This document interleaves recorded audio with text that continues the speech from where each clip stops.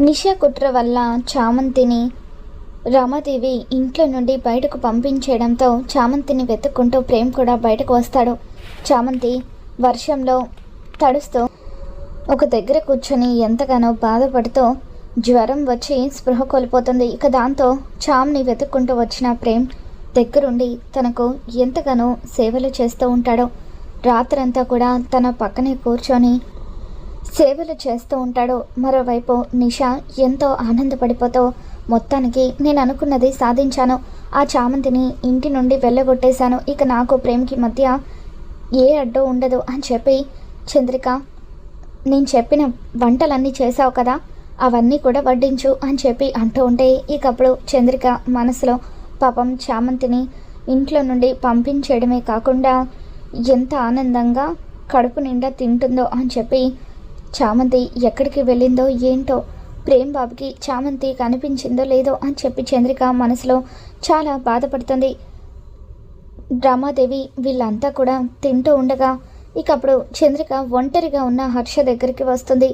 ఏమండి, మీరు కూడా చామంతిని అపార్థం చేసుకోవడం ఏమీ బాగోలేదండి, చామంతి ఎటువంటిదో మనకి తెలుసు కదా, మీరు కూడా తనని అపార్థం చేసుకునేసరికి తను తట్టుకోలేకపోయింది అని చెప్పి చంద్రిక అంటూ ఉంటే ఇకప్పుడు హర్ష, అవును చంద్రిక, చామంతి విషయంలో పొరపాటు చేశానని నాకు కూడా అనిపిస్తుంది.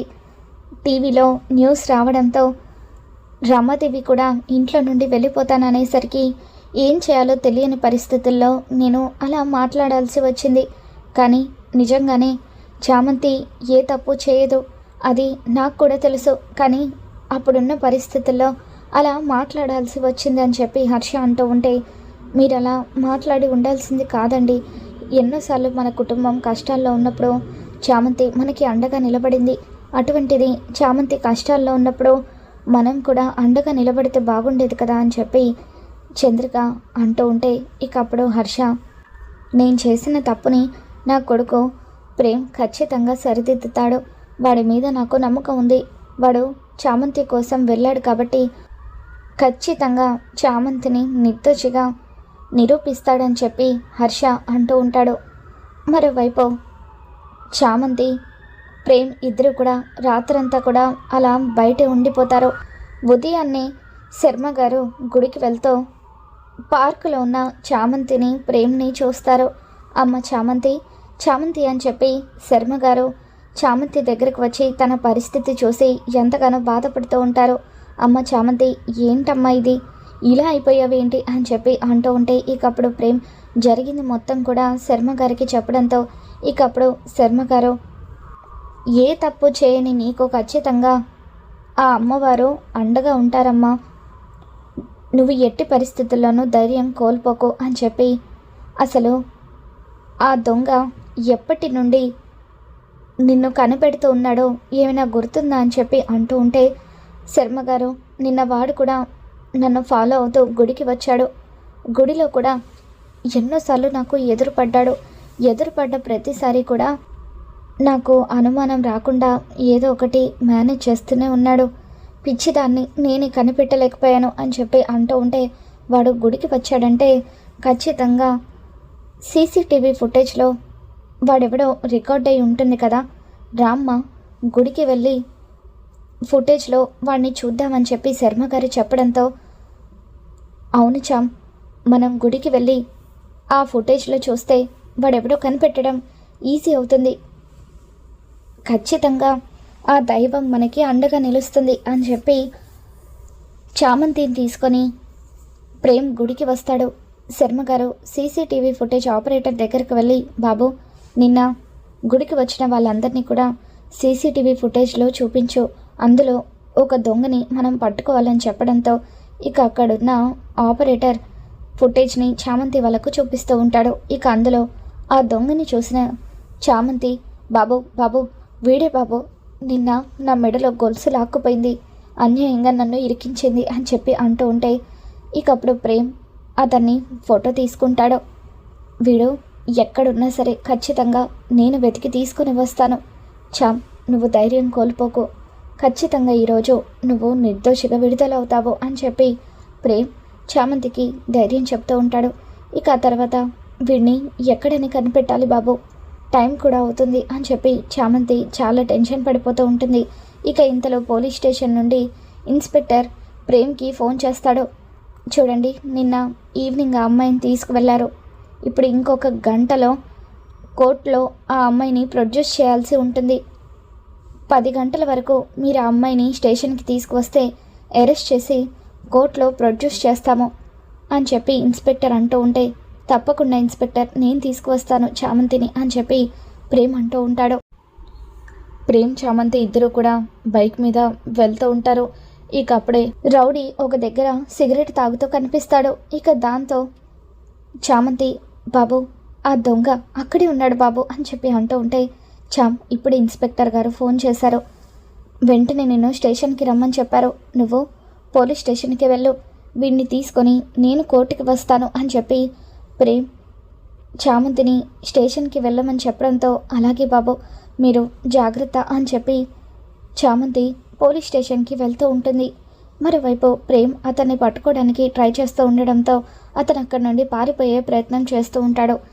ఇక ఎలాగైనా సరే చామంతిని నిర్దోషిగా విడుదల చేయించాలని చెప్పి ప్రేమ్ అతన్ని పట్టుకోవడానికి పరుగులు తీస్తూ పట్టుకునే ప్రయత్నం చేస్తూ ఉంటే, ఇక అప్పుడు ఆ రౌడీ కత్తితో ప్రేమ్ని పొట్టలో పొడి చేస్తాడు. ఇక అయినప్పటికీ ఎట్టి పరిస్థితుల్లోనూ చామంతి మీద మచ్చ పడకూడదని భావించి ప్రేమ్ శక్తినంతా కూడా కూడగట్టుకొని పరిగెత్తుకుంటూ వెళ్ళి అతన్ని పట్టుకుంటాడు.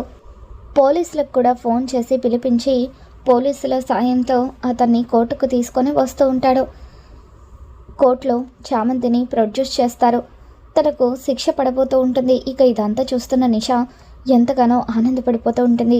వసే చామంతి, మొత్తానికి నీ మీద నేను గెలుపు సాధించానే, కోలుకోలేని దెబ్బ కొట్టాను. ఈ రోజు నుండి ఈ ప్రపంచం దృష్టిలో నీ మీద అతిపెద్ద మచ్చ పడబోతుంది అని చెప్పి ఆనందపడిపోతూ ఉంటే, ఆఖరి నిమిషంలో ప్రేమ్ ఆ రౌడీని కోర్టుకు తీసుకొని వస్తాడు. ఇక అతను చితక్కొట్టి కోర్టులో నిజం కక్కించడంతో, ఇదంతా కూడా నిషా డబ్బులిచ్చి చేయమంటేనే చేశాను, దయచేసి నన్ను వదిలేయండి, చామంతి ఏ తప్పు చేయలేదో, తను నిప్పు అని చెప్పి అతను కోర్టులో సాక్ష్యం చెప్పడంతో జడ్జి గారు అతను చెప్పిందంతా విన్న తర్వాత చామంతిని ఇరికించాలని చూసినందుకు నిషకు 1 ఏడాది పాటు జైలు శిక్ష విధిస్తారు.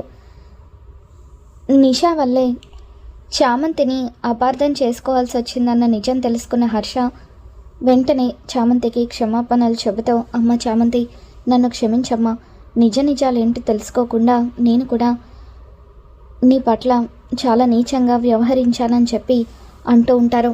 అయ్యో పర్వాలేదు అయ్యగారు అని చెప్పి ఇప్పటికైనా నన్ను అర్థం చేసుకున్నారు, నాకు అంతే చాలు అని చామంతి అంటూ ఉంటే, ఇకప్పుడు హర్ష నిషా వైపు చూస్తూ, ఛీ, నీ మొహం చూడాలంటేనే చాలా అసహ్యంగా ఉంది, అన్యాయంగా చామంతిని ఇరికించాలని చూసావు, అసలు నీ కడుపులో పెరుగుతున్న బిడ్డ కారణం ప్రేమ్ కాదని కూడా నేను బలంగా నమ్ముతున్నాను, ఆ నిజం కూడా ఏదో ఒకరోజు బయటపడుతుంది, అందుకు కూడా నువ్వు శిక్షను అనుభవించి తీరుతావు అని చెప్పి హర్షవర్ధన్ నిషా మీద మండిపడుతూ ఉంటాడు. ఆ రౌడీ పారిపోయేటప్పుడు ప్రేమ్ పొట్టలో పొడవడంతో ప్రేమ్కి బాగా రక్తం కారుతూ ఉంటుంది. ఇక దాంతో అందరూ కూడా కంగారు పడిపోతూ ప్రేమ్ని హాస్పిటల్కి తీసుకొని వెళ్తారు.